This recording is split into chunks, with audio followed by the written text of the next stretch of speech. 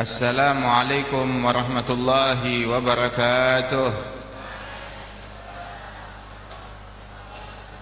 Alhamdulillah alladzi hadana lihadza wa ma kunna linahtadiya laula an hadana Allah.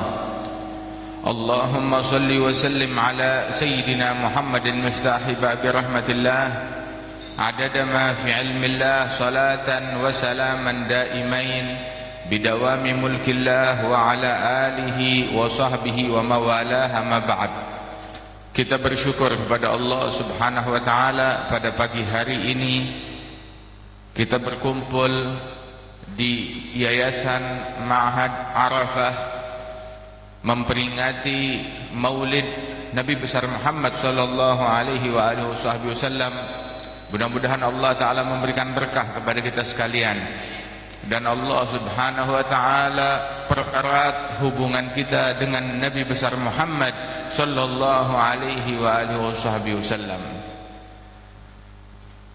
Kita doakan para guru-guru kita yang hadir tengah-tengah kita, para tokoh masyarakat, pejabat pemerintahan, TNI, Polri, segenap hadirin hadirat, wabil khusus Sahibul Bait Bapak Haji Raji, dan juga para asatidzah semua yang hadir tengah-tengah kita insyaallah mendapatkan berkah, dan Allah taala senantiasa membimbing kita dan menjaga kita dari bala, dari musibah, dari keburukan yang ada di dunia maupun yang ada di akhirat. Ketahuilah bahwasanya tidak ada satu pintu kebaikan pun melainkan telah ditunjukkan oleh baginda Nabi besar Muhammad sallallahu alaihi wasallam kepada kita sekalian. Dan tidak ada satu pintu keburukan pun melainkan kita telah diperingatkan darinya oleh Nabi besar Muhammad sallallahu alaihi wasallam. Sehingga siapa yang mau selamat, siapa yang mau sukses, siapa yang mau berhasil, siapa yang mau berjaya, jalannya mudah, ikuti Nabi besar Muhammad sallallahu alaihi wasallam.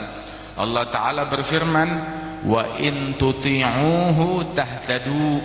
Kalau kalian mentaati beliau, kalau kalian mentaati Rasulullah, maka niscaya kalian akan mendapatkan hidayat dari Allah Subhanahu wa taala. Kalau kalian taat, kalian akan mendapatkan meraih hidayat dari Allah Jalla Jalaluhu wa ta'ala azamatuh. Rasulullah sallallahu alaihi wasallam beliau pun juga menyebutkan bahwasanya ma ataitukum bihi ma amartukum bihi fa'tu minhu mastata'tum. Apa yang aku perintahkan, apa yang aku bawakan ajaran ini kepada kalian, laksanakanlah semampu kalian, semaksimal mungkin. Wa ma nahaitukum anhu, dan apa yang aku larang kalian darinya, fajtanibuh, tinggalkan sejauh-jauhnya. Ini adalah kunci keberhasilan.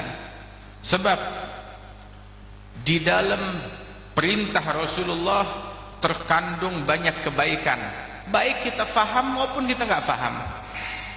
Mungkin seseorang tidak mengerti kebaikan tersebut di saat ini, tapi kelak dia akan memahaminya. Sebagaimana banyak orang dahulu mendengar ucapan Rasul sallallahu alaihi wasallam, tapi mungkin mereka masih belum paham apa maslahat kebaikan yang ada di dalamnya, melainkan berpuluh-puluh tahun, beratus-ratus tahun kemudian, lebih dari 1000 tahun kemudian, ternyata terungkap rahasia kebenaran di balik ucapan Rasulullah sallallahu alaihi wasallam, dibuktikan oleh sains, dibuktikan oleh teknologi, dibuktikan oleh kemajuan zaman, dan Rasulullah telah mengetahuinya sejak dahulu kala dan mengajarkannya sejak dahulu kala.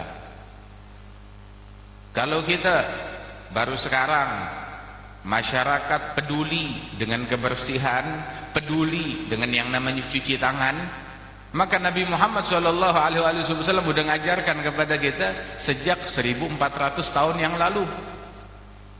Mau wudu, ambil air wudu, berapa banyak cuci tangan kita? Paling tidak 3 kali kita cuci tangan sebelum ambil wudu. Bahkan didetailkan lagi, Di dalam ilmu fikih itu, waghsil yadayka qabla an tudakhila inan wa madmid wastanshik wa ammimi ar-ra'sa wabda'hu minal mugaddami.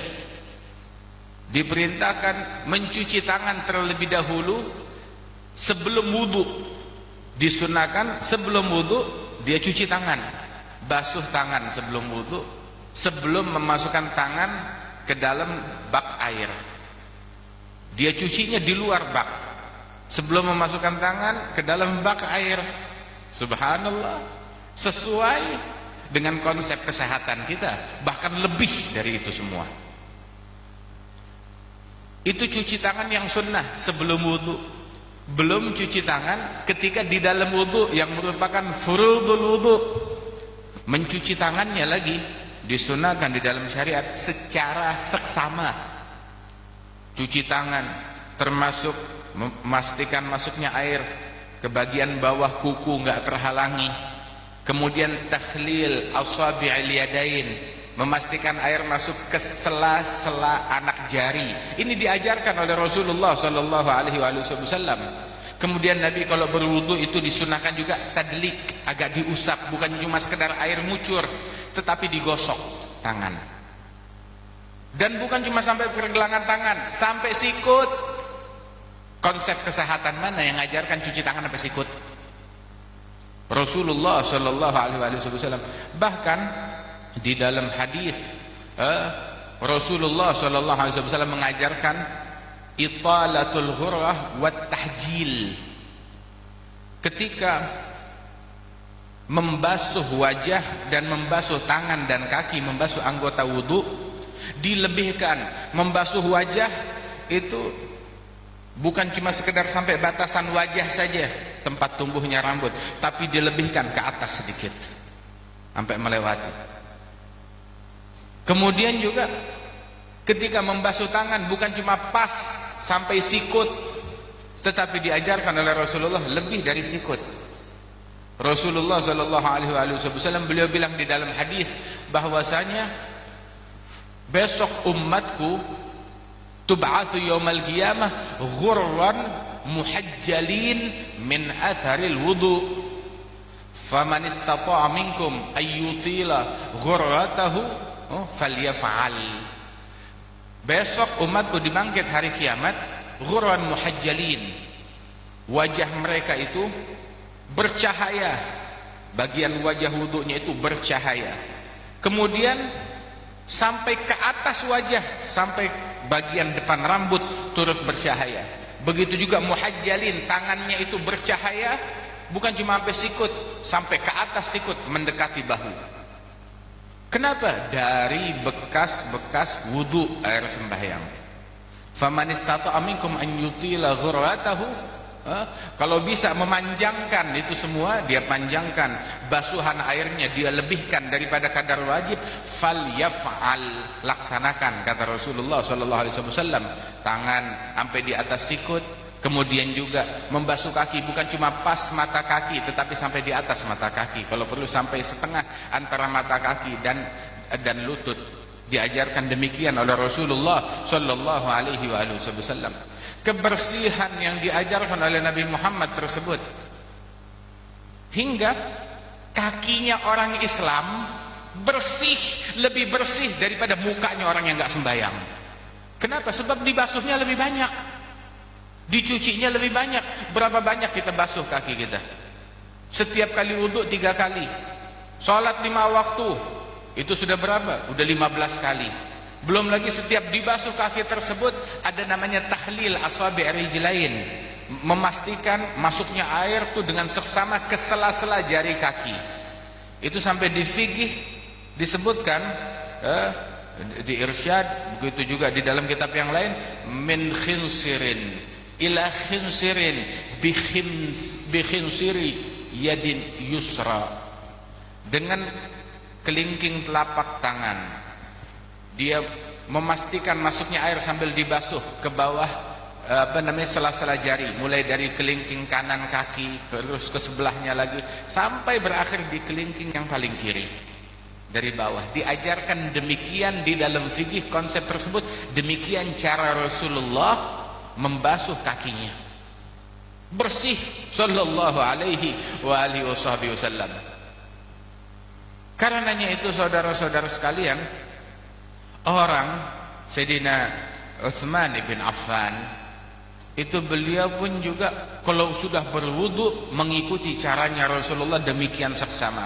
Sekali beliau berwudu, dia basuh tangannya, dia berkumur, dia istinsyak, dia basuh wajahnya, tangannya, kemudian kepalanya diusap air secara seksama, telinganya, kemudian juga kakinya, sebagaimana diwajibkan dan disunnahkan. Lantas dia baca doa, asyhadu an la ilaha illallah wahdahu la syarikalah wa asyhadu anna muhammadan abduhu wa rasuluh, Allahumma ij'alni minat tawwabin wa ij'alni minal mutatahhirin wa ij'alni min ibadikas salihin. Terus Sayyidina Umar mengatakan, barang siapa berwudu seperti saya tadi, kemudian dia baca doa seperti saya ajarkan tadi, itu persis seperti wudu dan diajarkan oleh Rasulullah, maka dia diampunkan semua dosa-dosanya oleh Allah Ta'ala. Dibukakan pintu surga yang 8, dipersilakan masuk, dia punya akses ke semua pintu surga. Punya akses ke semua pintu surga. Kita sekarang kalau mau masuk hotel, mau masuk toko, mau masuk tempat perbelanjaan, cuci tangan dulu, pakai masker dulu, pastikan bersih, nggak ada kuman, cek suhunya ada berapa, dan itu pun aksesnya terbatas. Tapi di surga aksesnya lebih terbatas lagi. Namun orang yang wudunya sempurna, sebab dia sudah suci zahir dan batinnya, punya akses ke 8 pintu surga, ke semua pintu surga. Futihat lahu abwabul jannah ats-tsamaniyah, dibukakan pintu surga yang 8. Mau masuk melalui pintu mana saja dipersilahkan. Subhanallah. Dan Rasulullah sallallahu alaihi wasallam menegur orang yang wudunya nggak beres. Sekali ketika dalam perjalanan, itu sahabat Rasulullah waktu maghrib udah mepet, sehingga ada sebagian wudunya itu terburu-buru, bagian kakinya ada yang nggak kena air. Maka ternampak oleh Nabi Muhammad, dan Rasulullah berkata, wailun lil agabi minan nar, wailun lil agabi minan nar, wailun lil agabi minan nar. Celaka tumit-tumit yang terbakar api neraka. Kenapa? Tumit yang enggak dibasuh dengan seksama, enggak terkena air wudu, kata Rasulullah. Ketika wudu kurang perhatian hingga ada satu bagian kecil enggak terkena air wudu, padahal wajib disiram dengan air wudu. Saudara-saudara sekalian, Rasulullah sallallahu alaihi wasallam ngajarkan kita bukan cuma membersihkan itu saja di dalam wudu, berkumur,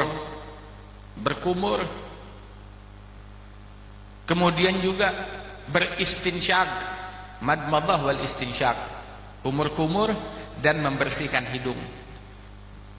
Berkumur memasukkan air, madmadah memasukkan air ke mulut, kemudian dia putar di mulut itu air, kemudian dia buang. Istinsyak dan istinthar, memasukkan air ke hidung, disedot, kemudian dihembuskan. Disedot itu namanya istinsyak, kemudian istinthar dia hembuskan. Ini semuanya sunnah Rasulullah. Bahkan istinsyak di dalam sebagian pendapat ulama hukumnya wajib di dalam wudu, terutama ketika dia bangun tidur. Wudu yang dilaksanakan saat bangun tidur, terutama dalam hal tersebut Rasulullah sallallahu alaihi wasallam menyebutkan di dalam hadis bahwasanya idza staiqadha ahadukum min naumih falyastanshig fa inna syaitan yabitu fi khayshumih. Apabila salah seorang kalian bangun dari tidurnya, ya, saat dia wudu istinsyaklah, masukkan air ke hidung dan hembuskan, sebab syaitan menginap di pangkal hidungnya tersebut. Diajarkan dengan kebersihan oleh Rasulullah sallallahu alaihi wasallam. Agama mana yang mengajarkan sampai sedetil ini protokol kesehatan? Lembaga kesehatan mana yang mengajarkan kebersihan sampai sedetail ini? Nabi Yuna Muhammad sallallahu alaihi wasallam. Udah gitu Nabi Muhammad mengajarkan setelah wudu salat sunnah 2 rakaat. Rasulullah bilang, saya waktu malam Isra wal Mi'raj, saya mendengar telapak kaki di istana sorga. Saya tanya, ini telapak kakinya siapa? Ini telapak kakinya Bilal bin Rabah. Nabi nanya, Bilal, apa yang kamu lakukan? Kok itu suara telapak kaki kamu sampai kedengeran di dalam surga? Orangnya masih di dunia, tapi langkah kakinya udah sampai ke surga. Apa yang kamu lakukan? Bilang, enggak ada ya Rasulullah, tapi mungkin satu hal. Apa? Tidaklah saya berhadath, melainkan saya segera ambil wudu dan saya sholat 2 rakaat. Tiap wudu saya sholat sunnah wudu 2 rakaat. Selalu demikian. Bilang, nah itu yang membuat engkau punya akses ke surga. Bahkan dia masih hidup di dunia, langkah kakinya sudah ada di dalam surganya Allah subhanahu wa ta'ala. Dan Rasulullah sallallahu alaihi wasallam itu menyebutkan di dalam hadis, seseorang tatkala dia berwudu, dia basuh wajahnya, tangannya, anggota tubuhnya, kakinya, kepalanya, maka dosa-dosa dan kesalahan yang ada di tubuh itu berguguran dengan jatuhnya air ke tanah. Bersama dengan air jatuh ke bawah, itu berguguran juga air membasuh bukan cuma kotoran di wajah, dosa-dosa juga dihapuskan. Terbasuh, dicuci dosa-dosanya dari wajah, dari tangan, dari kaki. Dan wudu itu adalah membentengi seseorang. Silahul mu'min, senjatanya mukmin, bentengnya seorang mukmin. Allah Ta'ala mewahyukan kepada Nabi Musa, ya Musa, idza asabatka musibatun wa anta ala ghairi tuhrin fala talumanna illa nafsak. Wahai Musa, kalau kamu ditimpa musibah sedangkan engkau dalam keadaan tidak bersuci, maka jangan salahkan siapa-siapa kecuali dirimu sendiri. Tapi orang kalau udah jaga wudu, insya Allah selamat dan aman. Tapi kalau wudunya nggak beres, terus kena musibah, kena penyakit, ya salah sendiri. Kenapa nggak jaga wudu? Jaga wudu itu membentengi kita dari bala, dari musibah. Apalagi di zaman sekarang, banyak orang kewalahan dengan dahsyatnya musibah, dengan dahsyatnya penyakit. Rujuk baliklah ke ajarannya Rasulullah, ke sunnahnya Rasulullah, obatnya ada di situ. Jalankan semua sunnahnya Nabi Muhammad. Wudu yang benar, jaga wudu dengan baik, jaga kebersihan dengan benar. Kemudian juga asuransikan diri kita. Bukan asuransi, ada asuransi mati dulu baru dapat duit, celaka dulu baru dapat penggantian. Ada asuransi yang kalau kita jalankan nggak perlu mati dulu, nggak perlu celaka dulu baru dapat penggantian. Akan tetapi dijaga hingga kita nggak terkena keburukan tersebut. Asuransi yang macam apa? Asuransi sholatul jamaah, jamaah isya dan jamaah subuh. Rasulullah bilang di dalam hadis, man shallal isya fi jamaah fahuwa fi dhimmatillah hatta yusbiha, wa man shallal fajr fi jamaah fahuwa fi dhimmatillah hatta yumsiya. Barang siapa yang sholat isya'nya berjamaah, dia dalam jaminan Allah, dalam perlindungan Allah, dalam penjagaan Allah sampai pagi. Yang subuhnya sholat berjamaah, maka dia dalam perlindungan Allah, dalam penjagaan, dalam jaminannya Allah sampai malam. Kalau isya dan subuh berjamaah 24 jam dijaga, dilindungi oleh Allah Ta'ala.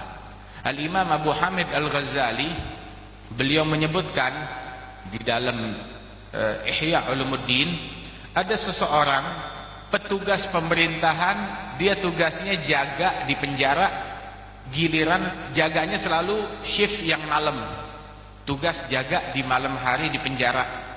Dia yang nerimain orang kalau ada orang yang dijebloskan ke penjara di malam hari. Selama 40 tahun dia tugas. Dia bilang, Abu Hamid Al-Ghazali menyebutkan, ini orang berkata bahwasanya tiap kali ada orang dijebloskan ke penjara di malam hari, saya selalu tanya, kamu sholat isyanya berjamaah atau tidak? Maka semua orang yang dijebloskan ke penjara selalu bilang sholat isyanya tidak berjamaah. Bilang, nah itu makanya kejeblos dalam penjara. Tapi kalau dia isyanya berjamaah, nggak bakalan dijebloskan dalam penjara, bahkan tidak akan melakukan kejahatan. Inna sholata tanha 'anil fahsya'i wal munkar.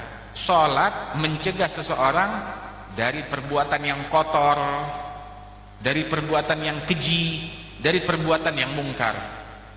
Dari perbuatan yang kotor, sebab orang juga mau ngerjain yang kotor, mau mengotori tangannya, bajunya, dirinya, dia mikir saya mau sholat, nggak mau najis.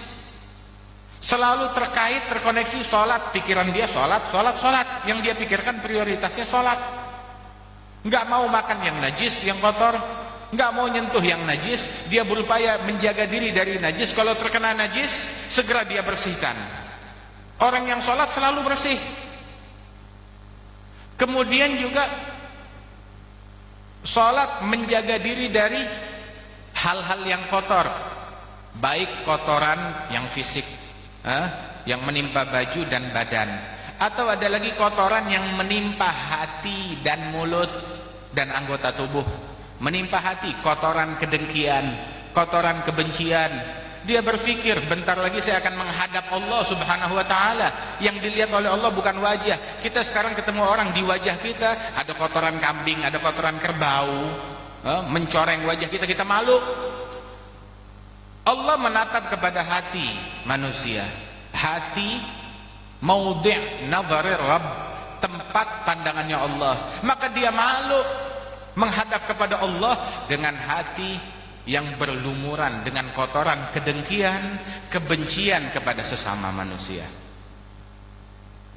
Dan juga dia malu akan berbicara dengan Allah Ta'ala dengan mulut yang mencaci, yang memaki, yang penuh dengan kata-kata kotor. Dia malu. Makanya betul, inna sholata tanha 'anil fahsya' wal munkar. Kalau sholat seseorang, kalau dia sholatnya benar, maka akan mencegah dia dari perbuatan yang kotor, dari perbuatan yang kotor, yang busuk, yang jorok, baik di dalam ucapan, baik di dalam pandangan, baik di dalam pendengaran, baik di dalam perbuatan, baik di dalam fikiran, baik di dalam sikap dan perangai yang kotor, yang busuk, yang jorok. Dan dari perbuatan yang mungkar, wal iyadzu billahi min dzalik. Sebab hal yang mungkar, ya mungkar. Mungkar, oh mungkar, itu mungkar kalau dilakukan oleh pejabat. Kalau saya yang lakukan sih nggak mungkar. Ya sama. Perbuatan yang mungkar, siapapun yang melakukannya. Mau yang melakukannya pejabat, yang mau melakukannya pedagang, mau yang melakukannya ulama, ya mau yang melakukannya dari yang berdasi sampai yang bersorban sampai yang berpeci. Mungkar ya mungkar. Maksiat ya maksiat, haram ya haram. Siapapun yang melakukannya, tetap itu mungkar. Kejahatan adalah kejahatan, siapapun yang melakukannya. Mentang-mentang lah yang melakukannya presiden jadi halal, nggak jadi halal, tetap haram. Yang melakukannya kiai jadi halal, tetap haram. Yang melakukannya habib tetap haram. Yang melakukannya ulama besar tetap haram. Baik itu kedengkian, kebencian, provokasi, cacian, makian, gosip, fitnah, namimah, pencurian, ngezalimin, mengambil haknya orang lain, memukul orang, mengadu domba orang. Haram dilakukan oleh siapapun melakukan hal yang demikian. Dan Rasulullah SAW, beliau orang yang paling tegas. Ketegasan Nabi Muhammad, tahu ketegasannya seperti apa?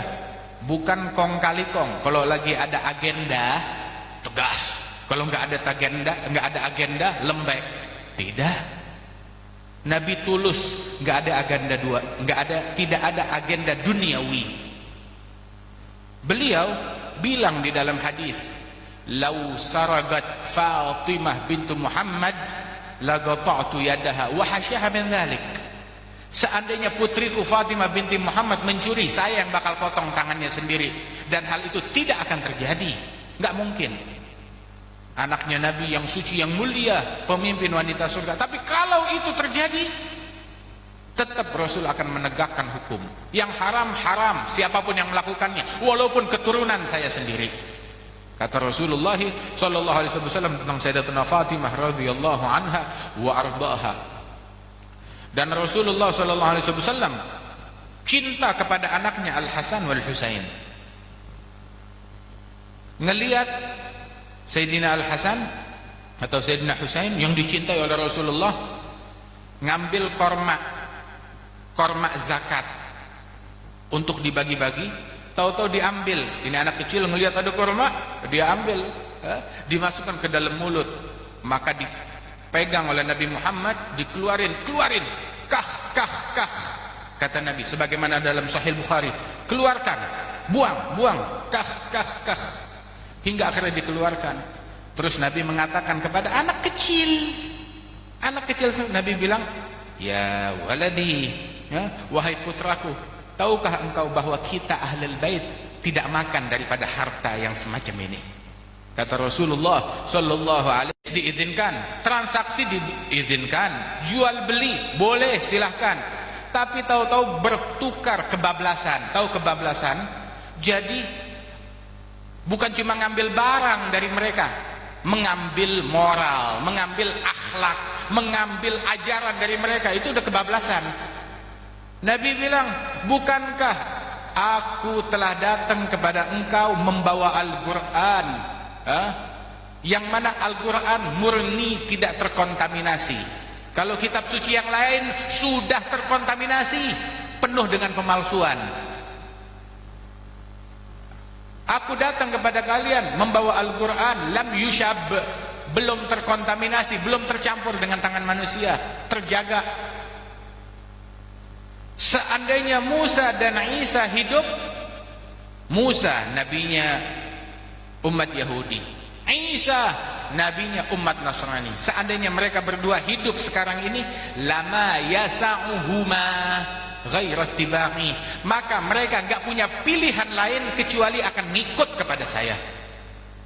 Mereka pasti akan ikut kepada Nabi Muhammad, tidak punya pilihan lain, enggak punya alternatif lain, enggak punya jalan lain bagi mereka kecuali ngikut, bermakmum, meneladani, mencontoh, pasrah, patuh, taat